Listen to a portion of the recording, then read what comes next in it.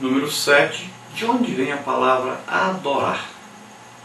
Então, vem de uma palavra que significa inclinar-se, prostrar-se com deferência diante de um superior. Olha aí, a palavra adorar.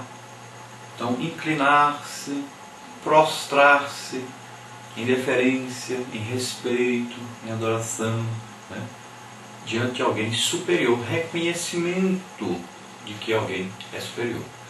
Então nós vamos a Deus com esse desejo de nos inclinarmos diante de Deus, de reconhecermos o seu poderio, o seu senhorio sobre nós. No contexto bíblico, significa então prostrar-se diante de Deus em reconhecimento à sua divindade. Esse exemplo que nós demos aí do cachorrinho, que quando o dono chega, ele fica ali balançando o rabinho, pulando para lá e para cá, alegre, satisfeito, e vai lá e lambe o pé do seu dono. Essa alegria, essa manifestação de prazer de estar na presença do dono, e reconhecendo que o dono, é o Senhor, manifestando essa alegria então de servir aquele dono. Isso é que é o prestar um culto, é adorar a Deus, é isso aí. Número 8. Quando Davi se prontificou a trazer a arca da aliança, que se encontrava na casa de Obed-Edom, para Jerusalém, veio adorando a Deus durante todo o caminho percorrido. Como foi isso? Então o gesto de Davi ao dançar demonstra a atitude de um verdadeiro adorador. É que vemos com a expressão aí, Davi ia bailando e saltando diante do Senhor. A palavra hebraica karar, traduzida na versão atualizada como dançar, significa também girar, e demonstra a atitude jubilosa do segundo rei de Israel. Não devemos esquecer que essa dança ou giro era movida pelo Espírito. Não foi algo aí ensaiado, nem tampouco fruto de uma explosão carnal. Então, bem diferente hoje das nossas manifestações que estão ocorrendo por aí. As pessoas estão aí na hora do culto, aí dizem, nós vamos dançar para Jesus, vamos pular para Jesus. É diferente, isso é uma manifestação apenas carnal. Nós temos aí grupos aí já de louvor, tal, dançando, tal, como lá em Jerusalém eles fazem. Mas não é esse o ensino que nós estamos falando aqui.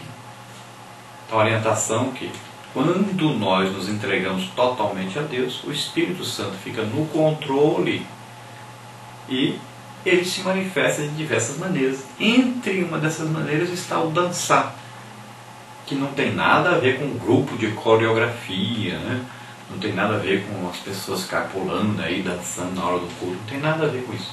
Não é a manifestação carnal, não é a pessoa que falou, vou dançar agora. Não. A pessoa fica debaixo do controle do Espírito Santo. E pode ocorrer que a pessoa dance nessa hora. Mas pode ocorrer que não. Então, ali Davi estava o quê? Debaixo de uma autoridade do Espírito Santo. Ele se entregou totalmente a Deus naquele momento. Seu desejo era estar na presença de Deus, de colaborar com essa manifestação de Deus. Ele estava alegre, feliz, e estava ali totalmente debaixo do controle do Espírito Santo. E o Espírito Santo, então, queria colaborar também. E queria também levar o povo a ver que esta hora é uma hora de festa, de alegria. E Deus estava presente. Então ele toma Davi e Davi começa a dançar, a girar, dançando. Não quer dizer que Davi estava ali agora se mostrando, ou estava ali dançando músicas ali do mundo, ou estava tendo uma manifestação carnal, estava querendo mostrar o seu corpo, ou rebolar para as mulheres, nada disso. Naquela hora ele estava totalmente dominado pelo Espírito Santo. Então ele se entregou totalmente. Ele mesmo nem sabia o que estava fazendo. É bem diferente dessas manifestações que nós vemos aí, que são carnais e muitas vezes tem até um sentido ruim. Tem até um sentido de mostrar o corpo, né? Ou um sentido até muitas vezes até erótico, e uma coisa que pode levar, ao invés de adorar a Deus, pode levar para outro rumo completamente diferente. Temos que tomar cuidado com isso. Ah, mas as roupas são compridas. Sim. Mas será que estão levando realmente para o rumo certo? Será que isso é correto? Será que Deus está recebendo? Então temos que olhar direitinho. Não é emoção. O culto é feito espiritualmente. A emoção é humana, é terrena, fica aqui na terra. Nós devemos ser espirituais, é superior à emoção. É um culto racional, é espiritual. Então devemos, na hora do culto, vamos sair, né, da terra, das coisas terrenas. Vamos passar para o plano espiritual. A adoração leva-nos ao sentido bem maior, bem superior. Número 9. Cite outro elemento indispensável ao verdadeiro culto a Deus e que é encontrado no culto davídico. O que isso significa? Então, o outro elemento indispensável ao culto é a comunhão entre aqueles que estão cultuando. Sem comunhão com Deus, a quem servimos, e com o nosso próximo, não é possível uma adoração verdadeira. Então veja bem, quando nós estamos na igreja, nós estamos em conjunto com outras pessoas. Estamos em comunhão com outras pessoas. Você pode adorar a Deus sozinho no seu quarto. Para adorar a Deus, você não precisa de outras pessoas. Você não precisa de instrumento musical, você não precisa de companhia de ninguém, de ajuda de ninguém. Basta você estar em qualquer lugar, fechou o olho e conversou com Deus ali, pronto. Você pode prestar um culto a Deus, adorar a Deus. Agora, quando estamos na igreja, existem ali outras pessoas. Então deve haver comunhão entre essas pessoas. Você não pode estar ali odiando alguém, né, com falta de perdão para a pessoa. Você não pode estar ali olhando os defeitos dos outros. Como é que você vai cultuar a Deus desse jeito? Então tem alguma coisa atrapalhando. Então deve haver amor, união, companheirismo, deve haver ali como se fosse uma cumplicidade. Todos estão desejando a mesma coisa. O que é? A manifestação de Deus. A presença de Deus. Então esse é o verdadeiro culto, onde todos se unem, todos têm o mesmo objetivo, a manifestação de Deus. Quando há a manifestação de Deus, o que ocorre? Pode haver gente dançando, pode haver gente pulando, pode haver gente falando em línguas, pode haver profecia, pode haver manifestação de todos os dons do Espírito Santo, salvação de pessoas, libertação de pessoas. Então existem várias coisas que Deus faz quando Ele se manifesta.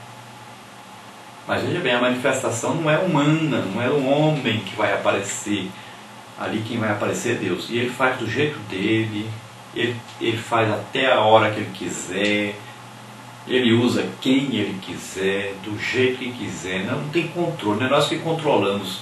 Deus é quem controla tudo. Ele faz dentro da sua vontade, do seu querer, e faz do jeito dele, não é do nosso jeito. Número 10. Como foi demonstrada a comunhão quando Davi conduzia a arca de Deus a Jerusalém? Então, ao final do percurso, a Escritura afirma que Davi repartiu a todo o povo e a toda a multidão de Israel, desde os homens até as mulheres, a cada um bolo de pão, um bom pedaço de carne, um frasco de vinho.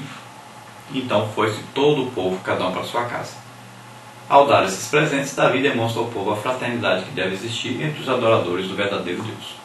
Então Davi se preocupou em dar ao povo aquilo que eles estavam necessitando naquele momento, já que passaram o dia ali para levar essa arca para Jerusalém.